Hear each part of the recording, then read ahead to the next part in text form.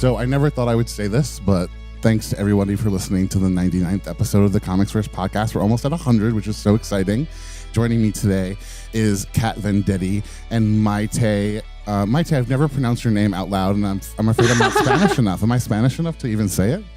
I mean, I think so. You should go, because I feel like I'll get the wrong accent. It's Maite Molina. Oh, that's Muniz. it? Oh, yeah. Okay. That's pretty easy. Rolls off the tongue. At any rate, today we're going to be talking about Jean Grey and Phoenix Resurrection, sort of to kind of celebrate the resurrection of Jean Grey into the Marvel Universe, which is kind of exciting. As a reminder to everybody, you can find us on comicsverse.com and check out our videos, podcasts, articles, of course. And, we have a ton of Jean Grey stuff on there for everybody listening. And I know there's a ton of really huge Jean Grey fans. But yeah, so anyway, Kat, thank you so much for being here and for doing this. Yeah, you're welcome. I'm always happy to be here. So I know you weren't a huge Jean Grey fan maybe when you started. So how do you feel now about doing this?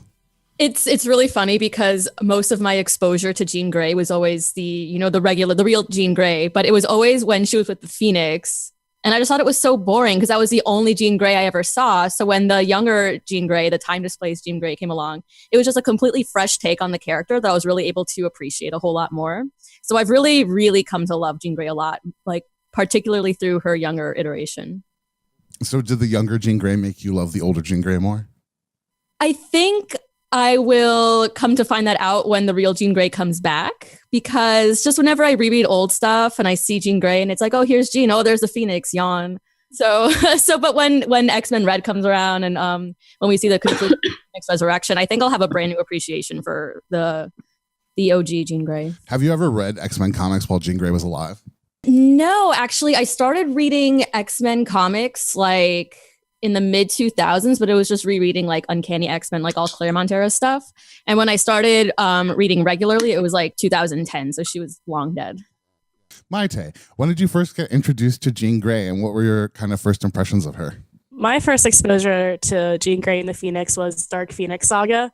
It was when I was younger and I hadn't really got into X-Men yet. I was a super huge Batman fan, and I'm hold on, let me diversify my options. So I picked up Dark Phoenix Saga because I heard it was one of the most iconic stories. So when I first heard it, I'm damn, this is a really tragic story, So, coming across the Jean Grey solo series, I thought it was really nice to get a more lighthearted version of the Jean Grey we kind of came to know in previous years when she was alive. So I enjoyed it at first. You get kind of thrown off by the tone because I thought it was really, like I said, a lighthearted depiction. I ended up really enjoying it in the long run. What do you think is the biggest difference, other than tone, in the Jean Grey and Dark Phoenix Saga and the one we read in the comic? In the Jean Grey comic by Dennis Hopeless that we're talking about? Yeah, I mean, in her solo series, I feel, and I said this a lot in my reviews, you get a much more naive Jean Grey, just because, she's not as experienced, and obviously she's not as familiarized with the Phoenix as she was in Dark Phoenix Saga, other storylines. So her characterization was really different. But I enjoyed it. I enjoyed it getting a different facet of Jean, and even a Jean that had, a lot more humor, that made the series a lot more entertaining too. You had these really funny moments that you wouldn't really get in previous incarnations. I love the interaction between younger Jean and older Jean, and I thought it was hysterical. What do you think is the biggest difference in her personality? And this goes for kind of everyone, between kind of the older Jean that we read in the Claremont era and the younger Jean. I found them to be so different. And I guess I was curious what you all thought. Just in terms of who she is as a person, not even an X-Men. I guess to get it started, this Jean Grey is a lot cooler than the other Jean Grey. She's a lot less... and I'm partial to the old one, just to be clear, because I know you guys are probably partial to the younger Jean Grey.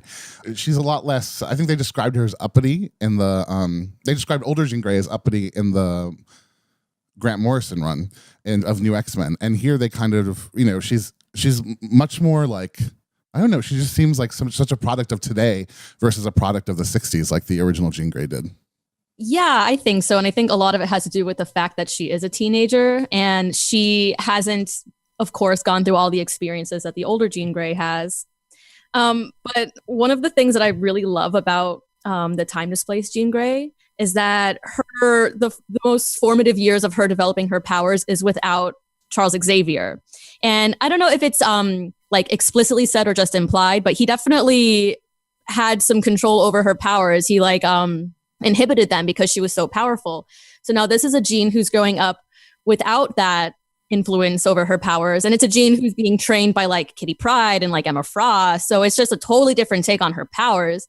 And she's seen her future. She's seen what happens to, you know, the real Jean Grey being corrupted by the Phoenix and all these horrible things that happen to mutants. So it's kind of like, I think her personality is a mix of like being a kid, pretty much knowing what's going to happen to her in life and just kind of battling with being more in control of her destiny and definitely more in control of her powers.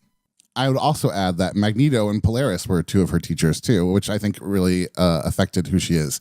And also, I think they refer to it as the mental blocks that Xavier put in way back when she was younger. So her telepathy didn't get as powerful as it could after, you know, the Phoenix accident that happened when they were coming down. Was it from the moon or something?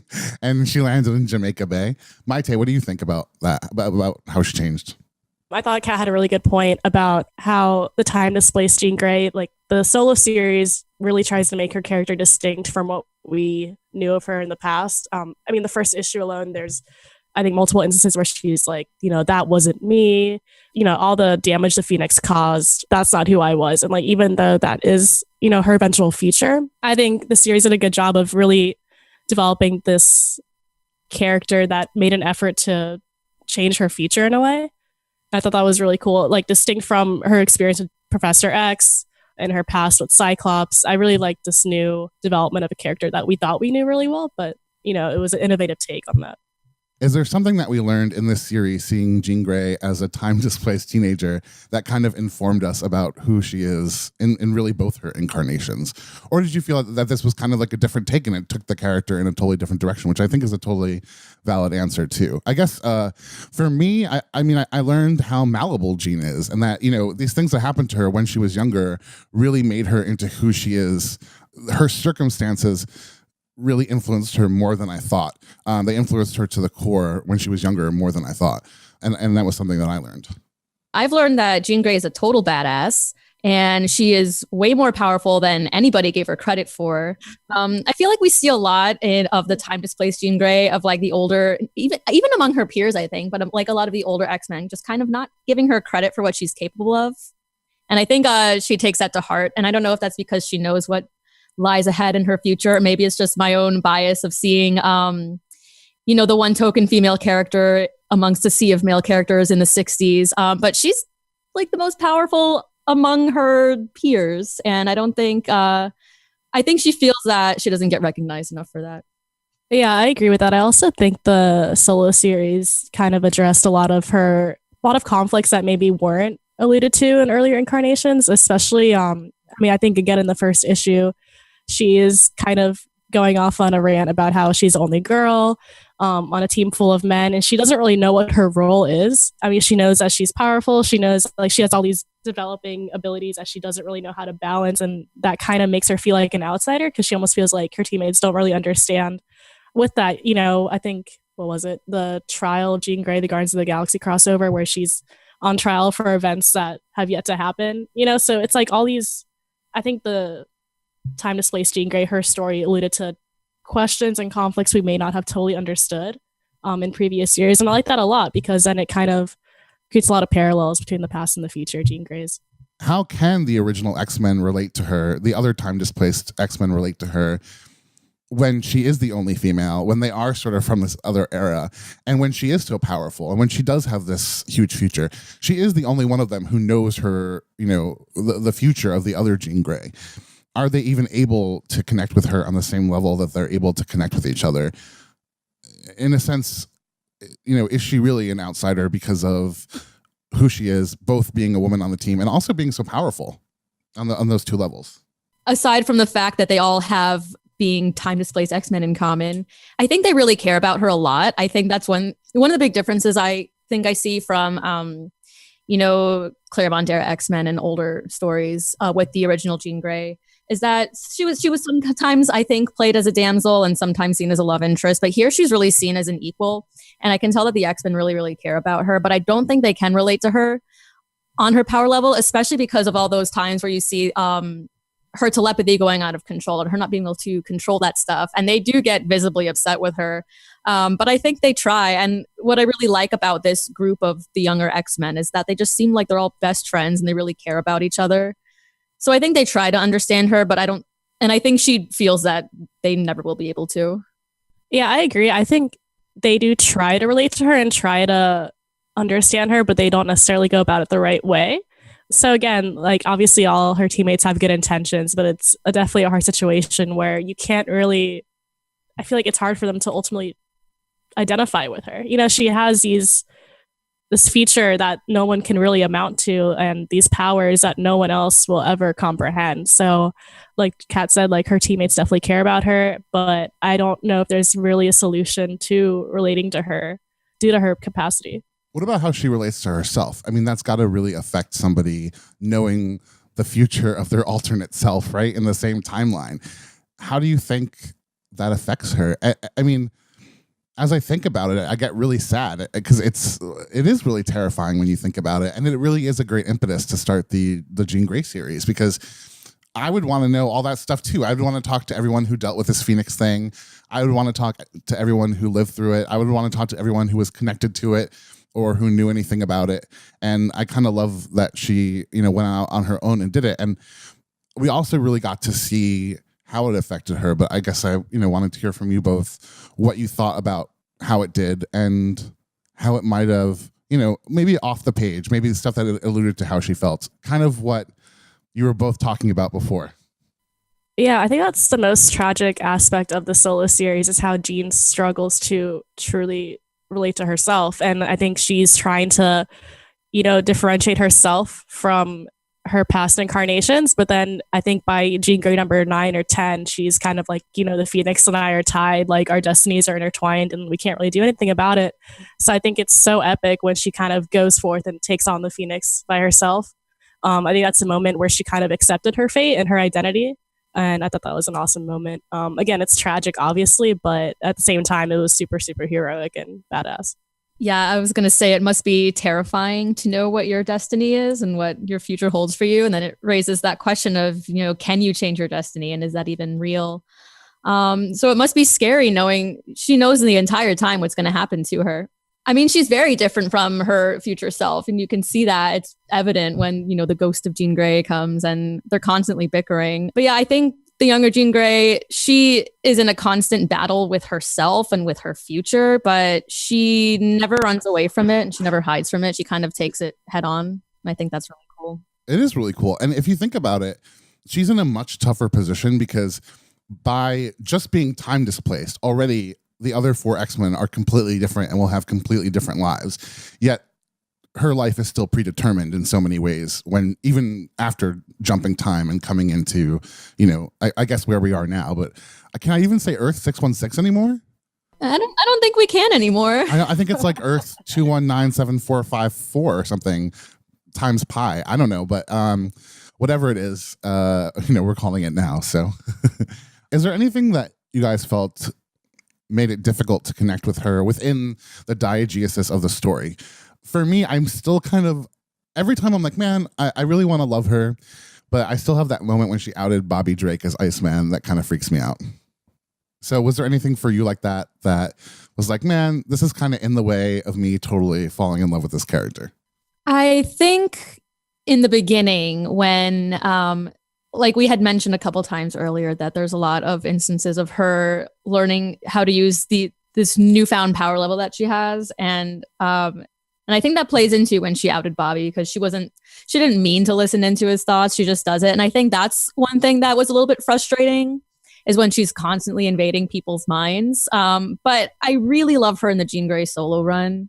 Yeah, I definitely loved her in the solo series, but I was rereading some of the all new X-Men issues a few days ago, and I came across, I think it was all new X-Men number 9, when she manipulates Angel's emotions to change his mind and make him stay in the timeline. You're kind of like, oh no, like that was very problematic. But again, I think she kind of grew from that in the Jean Grey solo series, so I ended up really loving her character. But definitely rereading some of those first issues where the time-displaced Jean makes an appearance are definitely you definitely have to stick with it and grow with her character in order to really get an understanding and adoration for her. I do feel that in there exists a piece of connective tissue for the younger Jean Grey and the older Jean Grey, because the older Jean Grey never did out anyone for their sexuality, but she did out Storm in that issue. I don't know if you guys read that classic X-Men issue when Storm wanted to leave the apartment nude because she, never had to wear clothes before, and a pickpocket took Jean's purse and ran into the subway, and Aurora got scared.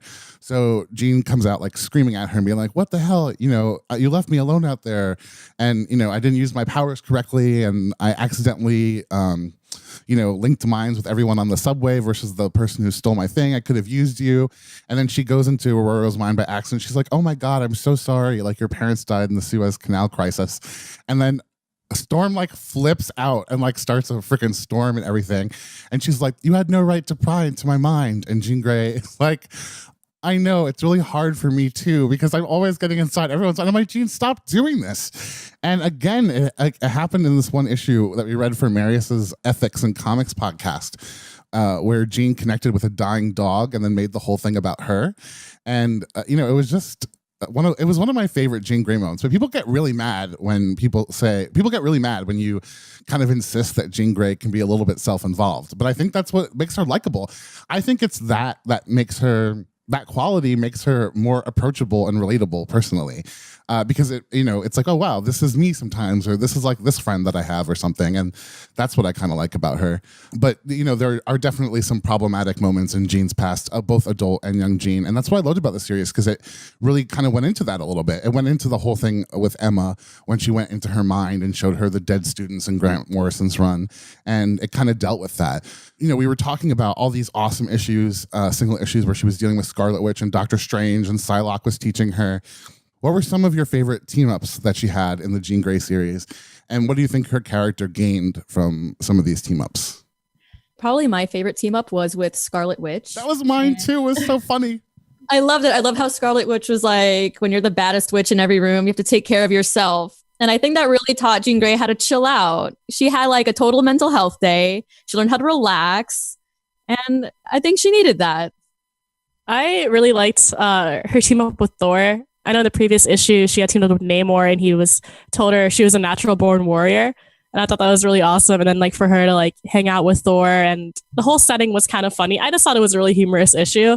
They were literally like sitting in a bar and fighting off all these orcs, I think. And yeah, and like Thor's like getting drunk. It was just a totally like very unique issue, and I really enjoyed it. It was very lighthearted considering the gravity of what was going to come in future issues, and I think it kind of also showed off Jean's badassery, which I always love to see. So personally, that was one of my favorite issues in that series. I love how she learned something different from everybody, and I really I love those ones you mentioned too so much. I love when she teamed up with Psylocke and learned how to use her psychic weapons. She picked up fast on that.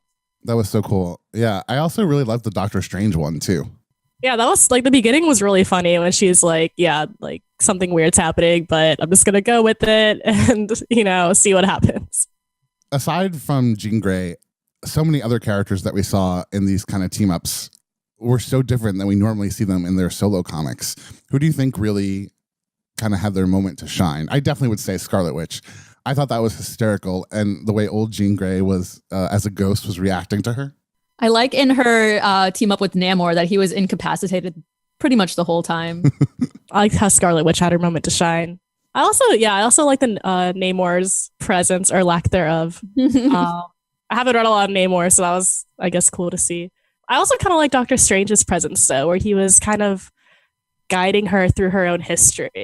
It was kind of creepy, but it was kind of cool at the same time. And then, at the end of the issue, you finally see like the ghost version of Jean Grey. So that was pretty cool.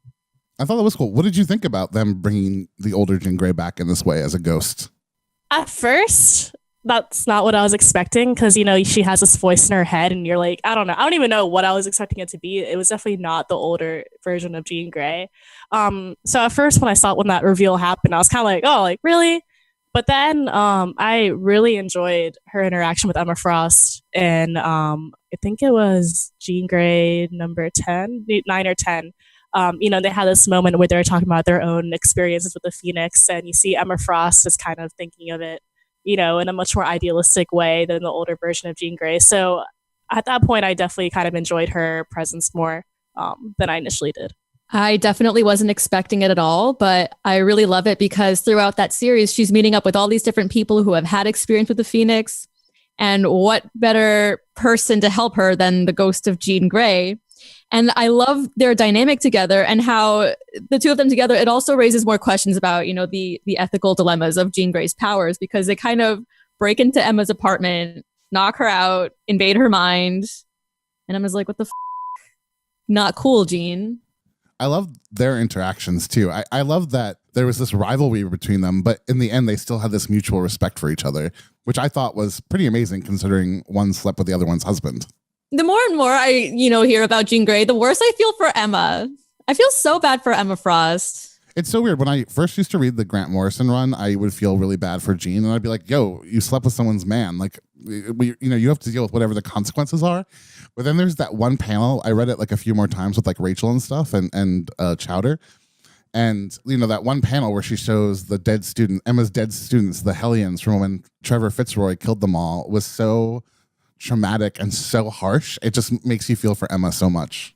Right? Yeah. Like there's no question that the things that Emma did were horrible, but the aftermath, I feel so bad for her too. But what Jean did was horrible as well. Yeah, exactly. I guess it's a wash. You slept with my husband. I will go in your mind and make you depressed for a few days. Kind of seems fair. Yeah. Get what's coming. Yeah, I don't know. Now I feel bad for saying that because I do feel bad. I don't know. I'm so torn. That's why that series is so good, and that's why this series is so good for continuing that. Do you think it built on the relationship between Jean and Emma much? Because I definitely thought it did. Yes, and what I love so much is the dynamic between Emma and the time-displaced Jean Grey, because obviously they have so much history between each other, Emma and the original Jean Grey, but here she is taking care of the young Jean Grey and helping her sort through all her problems with the Phoenix. And, when Jean, like the young Jean almost dies at the end of her solo run, Emma's the first one there to take care of her. I love how Emma takes up a new role that we haven't really seen her take before. This role as a mentor to someone who she's had tumultuous relationship with in the past.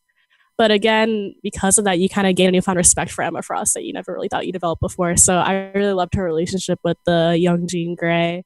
So in terms of young Jean Grey and older Jean Grey, what do you think worked about the ghost concept and what do you think didn't work about it? Well, like Kat said, I mean, who else, who else would be fit for the job of helping the time-displaced Jean Grey cope with or, prepare for the Phoenix Force and the older Jean Grey herself. So in that aspect, I think it was really good for the story. And, also you have all these great moments between the older Jean Grey and the young Jean Grey and the older Jean Grey and Emma Frost. So, I mean, narrative wise, I thought that was great, but again, like when I first got that reveal, I was kind of disappointed and thought, how is that going to work into it? But again, as the story went on, I found more positives and negatives about it. I can't really think about what I didn't like about it right now. I like that they were constantly bickering because, it's, I don't know if it's supposed to be a metaphor for like, this is Jean Grey's inner battle with herself, or maybe I'm just being ridiculous. But I like that, these two sides of her personality were just like in conflict with each other. I'm really curious to see how it's going to tie into Phoenix Resurrection, to be honest. And I think it's curious the way the first issue of Phoenix Resurrection ended. I have so many questions about it, and I'm really expecting to see just the way Jean Grey's solo series ended. There's so many things up in the air right now. I just wonder how they're all going to come into play with each other. Yeah, I have a lot of questions about Phoenix Resurrection, and I really hope that they get answered in future issues, and hopefully they tie into the solo series, because I don't want the events of the solo series to just be kind of brushed under the rug now that, a new series has begun. But I have a lot of questions. What are the biggest questions you both have? Oh gosh. Well, we've all read the first issue of Phoenix Resurrection. I just want to know what the hell is going on in that ending. Is this, another pocket of the universe, or does this have anything to do with the conclusion of the last issue of Jean Grey's solo run? My big question is, what the hell happened to young Jean Grey, and is her ghost still around? I feel like all these pieces are going to come together in some like crazy way that I'm going to love. Yeah, I mean, the last we saw the young Jean Grey, she was burned alive. So I'm very curious to see if she'll come back in a ghost version. But also, what the hell was that ending where you have like Jean working at a diner and Scott showing up at her door with flowers? I was just like, oh, okay, is this how the issue ends? Okay, I'll move on. I definitely, and I'm sure you guys picked up on this too, but I really picked up on the fact that Annie Richards was still alive, the girl who died that caused Jean's powers to manifest when she was 6. I totally didn't get that at first. And then I read your review and I was like, oh, okay, cool. Yeah, I was reading it. I had to like reread that page a few times. Like, wait, that's Annie, right? And then like Justin, you like mentioned that in the chat one day. I'm like, okay, good. Like I didn't just make that up. Like she's alive, right? I was like, who the is Annie? And then I read your review of the issue and I was like, now I get it. I liked the beginning of the issue. I thought it was really creepy and I kind of liked it. Like where this like young girl shows up and like has like we were better off dead. Yeah, I'm like, oh God. So creepy. And in some of the news that's come out about Phoenix Resurrection, I've read some press releases and things like that, promo videos that Matt Rosenberg, the writer, said it's going to be sort of a horror story and super creepy. And I'm totally about that. I'm really intrigued by it. Me too. I think it's something different, which is really great. And it follows in the direction that the New Mutants film is going to go in. Yes. And I think that's a really exciting place for superhero comics to go. It is. It makes it different. It breaks from the formula. And this is totally irrelevant, but I have a friend who's really into soap operas and she'll tell me about all her soap operas and I'll tell her about all my comics. And she's like, Kat, you would love soap operas. And I'm like, probably. That's a bigger leap as someone who used to watch them. Yeah. I wish I could agree with there's so much drama. I'm telling her about like, guess who came back from the dead? And she's like, this is so dramatic. You would love Days of Our Lives. I don't know. The whole telepathic affair between Emma and Cyclops is pretty soapy in my opinion. Right? So it's very soap. I think the biggest difference though is that on a soap, like the characters coming and going depends on like when the actor gets like a movie gig or something. So like they kill them off and then like suddenly like bring them back. Like I've seen characters on soap operas who have been like had their heads chopped off and shit been brought back to life, and it's a little crazy. But then we've seen that in comics too. But I don't know, it has more of a supernatural element that I think lends itself to resurrections a little bit easier. But that's just me. No insult to Days of Our Lives. I just want to say that I have friends who have acted on soap operas and they say it was the hardest thing they ever did. And a lot of the actors that we all know really well now who are super famous started there. So no insult to soap operas, just about the resurrection trope that they have. Before we get into talking about Phoenix Resurrection, we should talk about how young Jean Grey died, spoiler alert, at the end of the series. Or did she? Ooh. Probably. I don't know. I think she's, that's definitely a death, I would say. And I think so. And I think it raises a question of the fate of the time-displaced original 5 X-Men. Is there going to be room for them now that the real Jean Grey is coming back? I hope not. Yeah, I hope so. I really enjoy them. I enjoy young Iceman. Oh yeah, hell yeah. There sure are 5 X-Men around. There are. Yeah. I mean, I don't know. I think it's just because I'm older, but I just much prefer the older X-Men. I think it would be more interesting to explore them at this point because we just had 5 years or 4 years with these younger people. It was fun. They overstayed their welcome, and I have to say I'm going to be in a minority, but the way that they killed young Jean Grey was so cathartic for an older Jean Grey fan that it made me like young Jean Grey. And the only reason why I didn't like her was the exact same reason the Phoenix didn't. For the first time, what I thought was completely aligned with what the Phoenix thought in the history of X-Men comics. I was like, shit, that's not the real Jean Grey. And the Phoenix was like, that's not the real Jean Grey. And we were both on the same page. And I think that makes me into a horrible person if I'm on the same side as the Phoenix. But I don't know. I think I'm okay with that. But what did you guys think about her death? And I mean, I thought it was really triumphant and I thought it was really beautifully done. And I loved, because I did think it was a little bit flippant, the way that Jean Grey kind of started in as a ghost. But whoa, that ending, it really tied everything in together and it made it all work for me. So I wanted to get your kind of thoughts on how she died and what you thought about it. Yeah, I thought it was really, really bold. I personally wasn't expecting that ending, particularly when the series kind of had more of a light tone. I think the final issues definitely kind of got more serious and darker. But yeah, her death scene, I thought it was, A, beautifully illustrated, and B, it was a very heroic moment for Jean, despite the fact that it ended her demise. So I thought it, like you said, it kind of tied up the series in a way that we may not have expected it to. With that, I am curious to see how it will segue into Phoenix Resurrection. especially after the first issue. That's raised a lot of eyebrows. So yeah, we'll see what happens. We'll see. I think she's definitely dead though. I mean, like, I think she's a skeleton. Like, I think she's done so. I agree with most of that. I think it was a fitting conclusion, more or less, whether there's, to see what comes of it. But I think it was a fitting end to what we've seen so far of her series, because, her whole goal was to confront the Phoenix, which she did. And I think it was necessary in order to segue into Phoenix Resurrection. How are you going to have all these different iterations of Jean Grey running around? And I think all the elements really are going to be what brings the real Jean Grey back. I'm less convinced that she's definitely dead, just because comics and the nature of the Phoenix, I don't know. I think, like, my guess is that, I don't know, the young Jean Grey had to die so that, the real Jean Grey could be birthed. I don't know. I'm making this up as I go. No, that's I think that sounds good. That's a very big possibility. Like, you never know. Yeah, I'm really interested.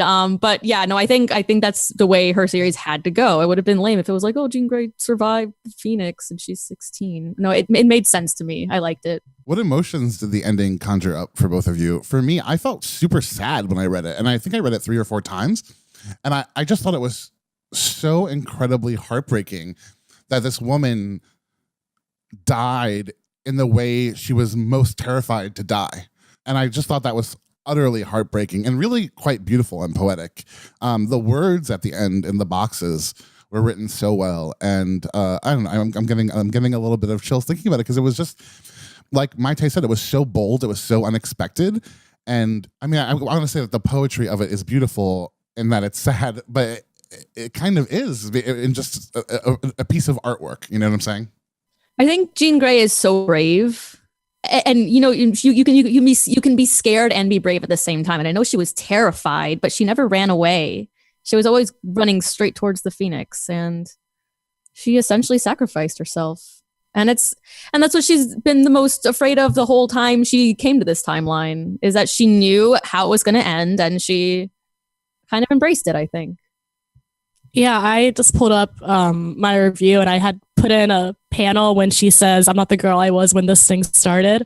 And I mean, yeah, like, it really hits you in the feels, doesn't it? And like, I also mentioned how she definitely expresses her fear, but at the same time, she doesn't let that stop her. But at the same time, like, that makes her more human. Like, obviously, you'd be afraid to take that on. Like, it's this force that you've heard about, since you've been in this timeline, and it's scary, but at the same time, it makes it even more tragic, but it also makes you respect her even more. I mean, she's a young 16-year-old girl dealing with this ginormous feat. So I love the way that she met her end. I thought it was very well done, very respectfully done. What is the life lesson out of the Jean Grey comic? To me, it was, you can't avoid this, whatever it is. Go into it being as brave as possible and give it the biggest fight you can. And do it gracefully. I love that. That's, yeah. Mm-hmm. I don't know. I have like a personal like indecision on whether, your fate or your destiny is like a real thing. So part of me wants to say, this is the way it's going to end. And I completely 100% agree with your conclusion, Justin, that, if this is the way it's going to end, you can go in brave and gracefully. But I think, I don't know. It's interesting because I think initially she fights so hard against that destiny, and she wants to kind of chisel out her own path in life. And she says, I'm not that Jean Grey, I'm this Jean Grey, and that doesn't have to be my end. But it still kind of is. And so I'm a little bit conflicted. I'm a little bit torn about what I want the lesson to be. It's so sad too, right? It is. I mean, I also think there's a commentary on fear, and oftentimes we find heroes being like, I'm fearless, like I go into this 100% brave, but like, this time we have a very a young girl who is afraid, and at the same time that doesn't make her any less heroic or capable of overcoming this feat, so I think it was also a commentary on, it's okay to be afraid sometimes. Like, sometimes you need to be afraid, because if you're not, then that means you're not either challenging yourself enough, or you're not really accepting the reality of a situation. So I thought that was also a very good inclusion in the story. Absolutely. I think the commentary on fear, for me, it very loosely kind of established a historical parallel for me personally, in that I was thinking of Anne Boleyn when she was going to be executed, she knew she was going to be executed, right? She was like in that tower that Henry VIII put her in. She knew she was innocent of all these charges. Yet when she went up to get her, I don't know, was there a kind word for getting dismembered? I don't know. But when she went up to accept her fate, she did it with like such grace. She made the executioner laugh. And he felt so bad for having to do it that he told her to go look at something else so that she wouldn't know when the axe was going to hit. So that she wouldn't expect it, so that she wouldn't feel any pain, is what he was trying to do. I don't know if that physically happened. I mean, who knows? But it made me think of that, because it was like, okay, at this point, and I totally agree with what you're saying, Kat, and I think that for me is part of the heartbreak, because you don't really want this for her when it happens, right? You want her to not, you want her life not to be predetermined. But when it comes down to the point that it absolutely is, in like those last few issues, the grace in which she just deals with that is amazing. And man, I just have this image of that fight she has with the Phoenix, and she takes it down and she's still standing after. And she starts making the weapons, the telekinetic weapons that Psylocke taught her. And she's just like beaten, but she's still going to fight and give it all she has. And it was really beautiful, I thought. It was beautiful. And I think she accepted that this was the way it was going to end for her. And she fought every minute the whole way. And she never ran away. She did everything she could to be ready for that end. That was a beautiful, part of the series, is how you really truly saw her prepare every step of the way for that very moment. So it was very, very satisfying to see that happen. And again, also admirable. I think in a way she really took control of it, regardless of the conclusion. She was trying to avoid that fate, but ultimately she knew it was going to be her fate. And I think she kind of put herself more in control of it. She kind of took the power away from the Phoenix and gave it to herself. And I think she knew that was the way it was going to end for her. But I feel like the cards were in her hand. What aspects of the story do you hope inform Phoenix Resurrection? And what do you really hope to see and get out of Phoenix Resurrection as a reader? I hope all of the young time-displaced Jean Grey's actions don't go unrecognized. I would hate for her to be forgotten so quickly. She accomplished a lot. She was a leader. She was so powerful at such a young age. She fought the Phoenix every step of the way. And I just hope that people remember all of her efforts. Yeah, that's my main concern, is that the story will kind of move on very quickly from the solo series. So I hope that doesn't happen. Yeah, at the same time, I just hope that the series doesn't rush anything. Especially after this first issue, I have a lot of questions, and I just hope they don't really try to cram all these answers in too fast. Again, I hope they, maintain some aspects of the previous solo series. And I mean, again, we can only see what happens. But like Kat said, I hope they don't totally forget everything that's happened after that, 10-issue run where we really got to see young Jean Grey grow into her own. I hope that's not forgotten either. So I never watched Sopranos, but I know that there's an episode of it where it goes into Tony Soprano's life and his family life if he never went into the mafia. And there was this great episode of the show Nip Tuck, a Ryan Murphy show, and Ryan Murphy is like super popular now with American Horror Story and American Crime Story and all that, and Scream Queens and all that stuff. There's an episode of Nip Tuck in which the character Julia, who is the wife of one of the main plastic surgeons on the show, it sort of goes into what would have happened if she married the other man who she was in love with. And I think Phoenix Resurrection is sort of what Jean would have wanted for her life. In a way, it's right. It's the simplicity that Jean Grey always wanted. It's her friend Annie is alive, so she never had the experience of dying herself, right? Which is what traumatized her and what put her in quote unquote an insane asylum as a kid. And for me, I thought, man, is this the life that Jean Grey always wanted? Just to have a really simple one, working in a diner, having a boyfriend, her friend Annie with her, who she grew up with. Did you guys think about that, or were you like, no? No, that never occurred to me, but that's so interesting to think about. Which life is better? The life where she was heroic and she saved the world and, died multiple times, or the world where she works in a diner and doesn't do anything special? Like, which life would she have preferred? Well, I would argue that maybe what you and I consider special, I mean, this Jean could do too, right? I mean, it just wouldn't be as heroic and on the scale of being a superhero. It doesn't mean she can't be a good person. Yeah, that's true. Yeah. And, I think about this a lot. I think about, what if I could go back in time and change things? Would life be any better or any worse? Or would it be the same? Would just be happy in different ways? And I think that's kind of the same deal that Phoenix Resurrection kind of approached at the end of the first issue. Yeah, I honestly didn't even think about that till you literally just mentioned it. And so that kind of brings up a curious thought. But I definitely think, Resurrection will explore that. But at the same time, I think the solo series explored that already in a different way, perhaps. I think, the young Jean Grey wanted to create, redesign her own feature and make it simple. But again, she couldn't escape that. So I think Resurrection might parallel that. And sorry, you can go ahead. No, I was going to say that's such an excellent point that, the end of Phoenix Resurrection was Jean Grey if her life ended up differently. Well, the Time-Displaced Jean Grey is the same exact thing. It's Jean Grey with kind of a new lease on life before the Phoenix, with all these different elements in her life. But ultimately, it ended the same exact way with the Phoenix. So is this version of Jean Grey at the end of Phoenix Resurrection #1 going to ultimately lead up to the Phoenix as well? Is that just an inevitability in Jean Grey's life, no matter what path she takes? I mean, I think so. So that's what I'm calling it now. We'll see what happens. Cool. I like it. No, I think so too. I'm really excited to see what this what the series explores. And we heard from some people who work at Marvel that it's going to be really awesome, and that X-Men Red is really awesome. So I'm super excited. And I know in X-Men Red we see Jean using her purple pink telepathy powers, which are not connected to the Phoenix. So I'm kind of excited to see where that goes. I'm excited to see a Jean Grey that is separated from the Phoenix in some level. And I mentioned this earlier that most of my exposure to the original Jean Grey was through the Phoenix.